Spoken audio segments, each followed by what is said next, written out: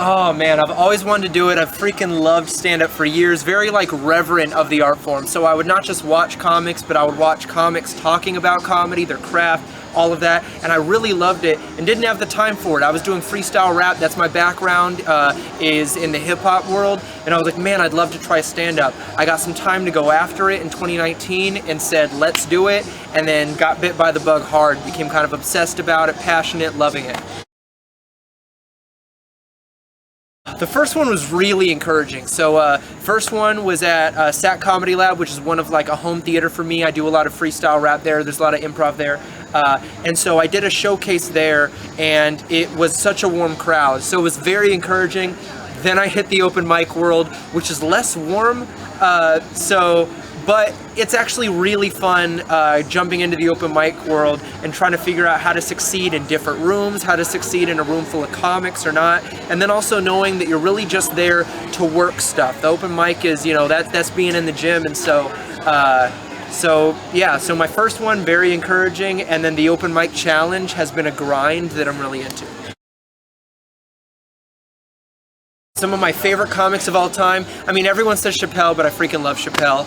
My wife took me to see Chappelle for my birthday a few years ago, and so he's phenomenal. And I love his Chappelle Show co-writer, Neil Brennan. Neil Brennan's probably my favorite new stand-up. Three Mics is already like an all-time great special. If you haven't seen Three Mics by Neil Brennan, do it. But then I love Pete Holmes, I love John Mulaney, I love Hannibal Buress, anybody who's got like a weird wit. I really love that kind of humor. And then of course like Chris Rock's another classic one where just his perspective on big, broad life things is both hilarious and poignant, and I love that kind of stuff. Big fan of early Arrested Development, like The Office, 30 Rock. Right now I'm actually on a Cheers kick, which is a way throwback, but there's just something like classic about watching the fundamental formula done right. And then you have the great ones that break the formula. So like The Good Place breaks the formula. That's a really good one because each episode they kind of turn a direction that's not really what the audience came for, but they do it well. So I'd say some of those are my favorite sitcoms of all time. Favorite comedy films. I like the old like satirical, tongue-in-cheek ones like Princess Bride and Airplane. And then more recently, what would I even think of? This isn't necessarily comedy, but I like the way that comedy gets weaved into a lot of Aaron Sorkin stuff. So like the film The American President seems like it'd be very political, but it's actually more like a rom-com, and so things like that really vibe with me well. So I guess that'd be it for me. Of course, big SNL fan. I love the new one from Tim Robinson. What's it called? I Think You Should Leave. I Think You Should Leave is a great one. Throwback to Kids in the Hall, Mr. Show. Of course, like the classic audition sketch with. Now I'm forgetting his name, and he's from Arrested Development. But you know, with Bob Odenkirk and the guy who I love and I'm forgetting the name of. But yeah, Mr. Show is so good. Right now I should say A. Ali Flores because he just took me on my first feature gig. So he wins by default. But as far as like more mainstream guys, I mean, I'd probably say Neil Brennan again. And I think he'd be a perfect fit. Trying to think who else. I'm also like just a big fan of diverse audiences, so I'm just trying to think of like whose audience would I love to share. Like a Reggie Watts audience would be awesome. I've seen Reggie Watts, and he's less of a stand-up and more of an improv performance artist, but there's stand-up and music to it. And I saw him in Austin, and if I could perform for his audiences, that'd be amazing. So maybe a Reggie Watts. It's got to be Mickey Rooney. It's got to be Rooney. It's got to be Pryor.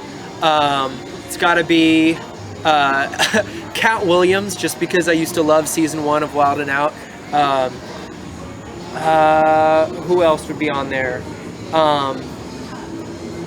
Jesselnick, I know he's like the new hot roaster. He'd be great.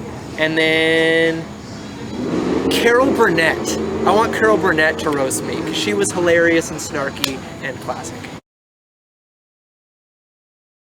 That's weird to say because realistically, it's a slow grind. So like I've just started featuring, so in 5 years, hopefully that means that I'm headlining around the state of Florida and the Southeast. And that's kind of like a fair goal to have, but I have obnoxious goals. So like my kinds of goals that are not earned, I don't deserve these goals, but my goals are like in 5 years, I've got my second special coming out and I'm part of some sort of comedy sitcom sketch type show somewhere. Like those are the goals that I set when I get into stuff. Again, I'm happy where I am and I'll be happy if I can make a little bit of money around Florida, but my goals are like be on or host SNL kind of stuff. So let's do it. Oh, I love all of it. So my background with rap is also meshed with improv. So doing improvised rap is my bread and butter. That's how I've been paying my bills for the last 7 or 8 years. And I have a whole company that does that called Free Daps. I do freestyle rap full time. So I love improv. And I love sketch. I wish I'd done more of it. I would love to be in a writer's room anywhere. I have a handful of little ideas, but they're not my passion projects yet. But I would be involved with anything. If I could be in a writer's room, I don't need to be on screen. I just want to be part of making art that a lot of people are seeing and it's really good. On Instagram, I am the Isaac Knox because Isaac Knox was taken, and my wife is the Julia Knox. She adopted my Knox, I'm adopting her the. So I am the Isaac Knox on Instagram. On Twitter, it's just Isaac Knox, but I'm not on Twitter enough. And then just Isaac Knox on Facebook, and it's a personal page because I'm a person, so come be my friend. I really like John Mulaney when he's talking about Home Alone 2 Lost in New York, and he says if he was a Def Jam comic, how he would do it. So the classical Def Jam comedy that would have like D.L. Hughley and Cedric the Entertainer and Bernie Mac. So he does it in that kind of style, almost like roasty and big, and it's and he's like, Home Alone 2 Lost in New York? It's New York. It's a grid system. Where are you? And he lists the like corner. He goes, where do you want to go? He's like, 7 down and 20 over, you simpleton. And I just made that the clean version because, mama, I don't cuss. At least not on stage. So, but that's one of my favorite jokes. I'll say that one. I want them to feel like they got something well-rounded. Like, I really do want them to laugh. That's most important. I really want them to laugh and have a really good time. But there are some comics where it's like, laugh trumps everything, and I think laugh should be the most important, but I don't think laugh should be everything. So I like offering an idea or an angle on stuff that maybe expands someone's perspective or bridges something. So I love taking a touchy subject, particularly subjects like race, and I like finding something silly in there where everybody tenses up and it's like you might have different opinions, you might have different experiences and scars, but here's this silly thing that we can all laugh about with it. Or here's this like, oh, but yeah, let's agree on that. So my takeaway is I want them to have laughed. I want them to feel like there's been a unifying experience over tense subjects, and then if I can make them like puns more, I'm down with that, because there's this bad name that puns have, and the people that hate puns aren't good at them, so I want them to enjoy puns. What up, it's Isaac Knox. Make sure that you check out acutiepie.com. It's the best content in comedy. You want to meet up-and-comers, you want to laugh, you want to just learn more about the craft, acutiepie.com.